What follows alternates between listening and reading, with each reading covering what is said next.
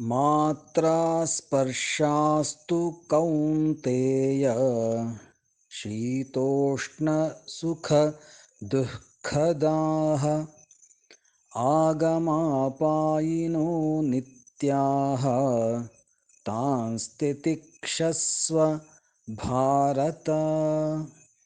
मात्रा स्पर्शास्तु कौन्तेय मात्रा स्पर्शास्तु कौन्तेय शीतोष्णसुखदुःखदाः शीतोष्णसुखदुःखदाः आगमापायिनो नित्याः आगमापायिनो नित्याः तांस्तितिक्षस्व भारत तांस्तितिक्षस्व भारत।